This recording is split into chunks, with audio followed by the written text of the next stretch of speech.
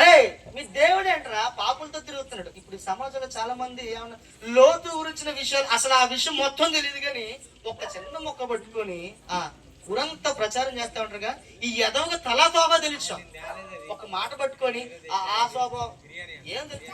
ఇక్కడ అంటాడు, అరే ఈయన అంటాడు, ఆ మాట విని అంటాడు, రోగులకే గాని ఆరోగ్యము కలిగిన వాడికి డాక్టర్లతో పనుందా? అమ్మా అవునా కదా? ఇప్పుడు నేను పరిపూర్ణంగా ఆరోగ్యంగా ఉన్నాను, హాస్పిటల్కి వెళ్తే బాగుంటుందా? వాళ్ళకి బాగుంటది, ఒక 5,000 బిల్లు వేస్తారు. ఆ టెస్టులు ఈ టెస్టులు బీపీ షుగర్ టెస్టులు అన్ని టెస్టులు రాస్తారు. పాపులు కనుకనే వైద్యులు కానీ. తర్వాత అయితే నేను పాపులను పిలవచ్చును గాని నీతిమంతులను పిలవా.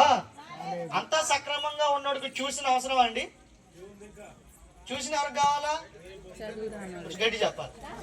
చదువు రానోడికో కొన్ని లెసన్స్ అర్థం కానోడికో ట్యూషన్ చెప్పిస్తే ఆ సిలబస్ కొద్దిగా కవర్ అవుతాడేమో. కొన్ని లెక్కలు రావు కాబట్టి లెక్కలకు పంపిస్తే వాడు కవర్ అవుతాడేమో. అంతేనా కాదా? ఇప్పుడు చదువు రానివాడికి ట్యూషన్ కావాలి, కానీ చదువు వచ్చిన వాడికి అవసరమా? డబ్బులు ఎక్కువ అవడం తప్పితే. ముగించేస్తాను. ఒకసారి రోమీలకు రాసిన పత్రిక లూకాసు వార్త 19వ అధ్యాయం చదివి 2-3 రెఫరెన్స్లతో నేను ముగించేస్తాను. లూకాసు వార్త 19:10 చదువుదామా? 19:10. నశించిన దానిని వెతికి రక్షించుటకు దేవునికి స్తోత్రం.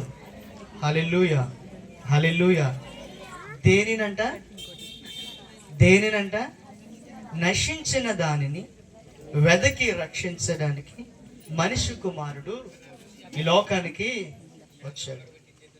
నేను అంటాను, అక్కడ ఉన్న మాట దేవునికి స్తోత్రం.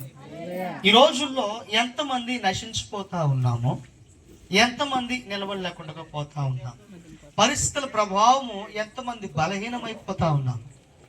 వారిని నేను రక్షించడానికి మనిషి కుమారుడుగా ఈ లోకానికి వచ్చాడు అనేటువంటి మాట. ఇందాక ప్రారంభంలో ఒక మాట చెప్పాను మీ అందరికి. నాకు కరోనా వస్తేనే దాని వాల్యూ ఏంటో తెలుస్తుంది, అది ఎంత, దాని బలం ఎంతో తెలుస్తుంది. ఈరోజు నేను పాపము చేయకుండాను ఏ తప్పు చేయకుండా నిలబడితేనే నాకు కొంత అధికారము. ఇప్పుడు నేను అంటాను, ఇంతమందిలో తాక్కుంటే ఇక్కడ వాక్యం చెప్తే ఎవరైనా వింటారా? గడి చెప్ప. ఎందుకని? నేనే తాగుబోతున్నాయి ఉండి తాగుబోతు గురించి మీకు చెప్తే వింటారా? అసలు ఇక్కడ దాకా వస్తారా? చెప్పండి. అరే ఈడొకడు సరిగ్గా లేడు కానీ మనకు చెప్తున్నాడు అంటారా? లేదు, ఖచ్చితంగా అంటారు. లేదు. యేసు ప్రభు వారు ఏ పాపము లేకుండా కావచ్చు. ఎందుకనంటే ఒకానొక సందర్భంలో అందరూ ఆయన గుమ్ముకున్నప్పుడు నాలో ఏ పాపము ఉందని ఎవరైనా రుజువు చూపించగలరని అడుగుతారు. అందుకని ఆయనకి ఇంత దాన్ని ఏమంటారంటే విలువ ఉందని మనం చెప్పుకోవచ్చు. ఈ భూలోకానికి రక్షించడానికి ఎవరో రాలా, ఆయన తప్ప. వచ్చిన వాళ్ళందరూ కూడా తిరిగి లేచినటువంటి మనుషులైతే కాదు, ఆయన తప్ప. దేవునికి ఆయన వచ్చాడు మనిషి కుమారుడుగా నశించిపోయినటువంటి వారిని వెతికి రక్షించుటకు. అక్కడ ఆ పై వచనంలో ఒక సందర్భం కనబడుతుంది. మీలో ఎవరికైనాను ఆ 100 గొర్రెల్లో తప్పిపోయిన ఆ ఒక్కదాన్ని వెతకడానికి మనం ప్రయాసపడతాం కదా. అరే ఎందుకు ఈ 99తో అడ్జస్ట్ అయిపోవచ్చుగా? ఇచ్చినట్లేదు. సమరయ స్త్రీ బావి దగ్గర నెట్ట మధ్యాహ్నం పూట ఆవిడ నీళ్లు తోడుకుంటూ ఉంటే ఆవిడ దగ్గరికి వెళ్ళాడు. ఎక్కడో ఊరు బయట. ఊరిలో అయితే కుష్టి రోగులు 10 మంది ఊరు బయట ఉంటే అక్కడికి వెళ్ళి వాళ్ళతో మాట్లాడి వాళ్ళకి అక్కడ స్వస్థతను. ఇక్కడ మీరు గమనించాల్సిన విషయం ఏంటంటే, ఎక్కడైతే ఆయన అవసరం ఉందో, ఎక్కడైతే పాపం ఉందో, ఎక్కడైతే రక్షించాల్సినటువంటి సిచ్యువేషన్ ఉందో, ఆయన ఖచ్చితంగా అక్కడ కనబడుతున్నాను అని మాట ఇక్కడ మనకు కనబడుతుంది. నశించిపోయిన వారిని వెదకి రక్షిస్తాడు. ఎవరిని? కొంచెం గడి చెప్పండి. నశించిన వారిని వెదకి రక్షించడానికి ఆయన మనిషి కుమారుడుగా మన దగ్గరికి వచ్చాడన్న మాట మనం చూస్తున్నాం. మళ్ళీ ఒకసారి యోహాను సువార్తలోనికి వెళ్ళిపోయి 2-3 వచనాలు నేను ముగించేస్తాను.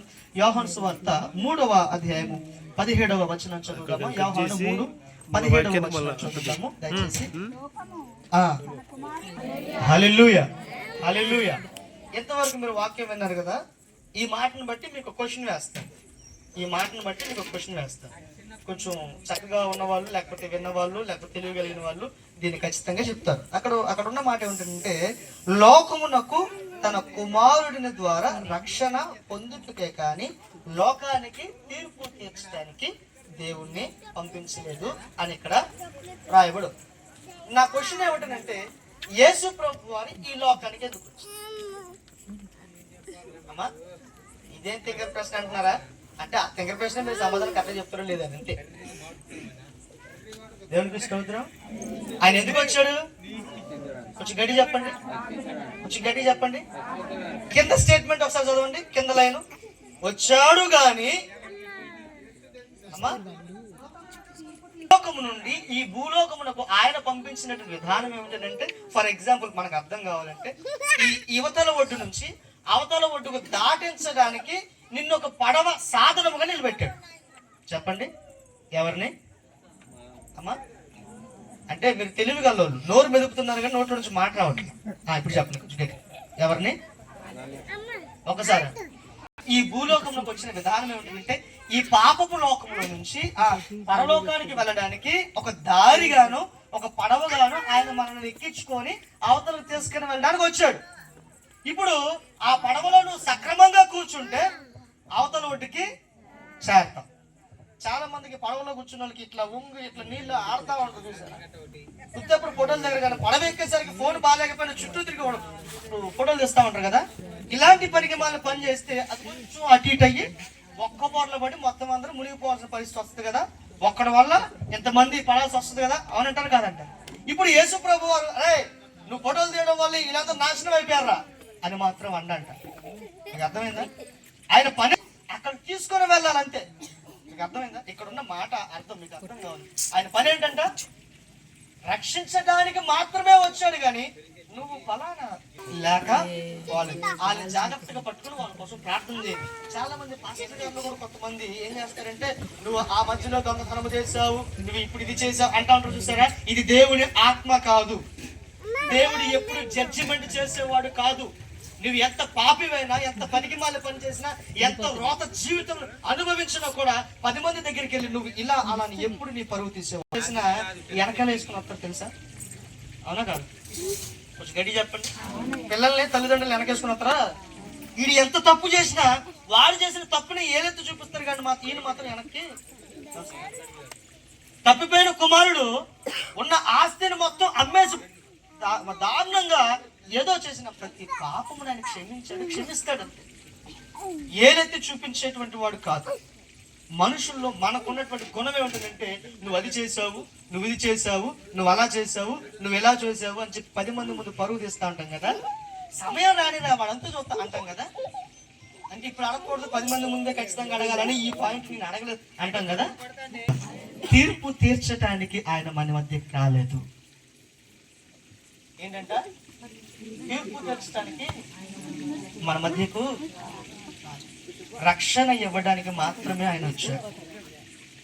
దేవాది దేవుడు అన్ని విధాల దాన్ని ఏమంటారంటే పలుకుబడి ఉందనుకోవాలి, పవర్ ఉందనుకోవాలి, లేకపోతే అనేకమైన విధాలుగా ఆయనకి అన్ని ఉన్నప్పటికీ కూడా ఏమీ లేనట్లుగా ఆయన కనపడతా ఉంటే, మరి ఏమీ లేని మనకి ఇస్తరాకి ఎందుకు ఎగిరెగిరి పడుతుంది అనంటారా?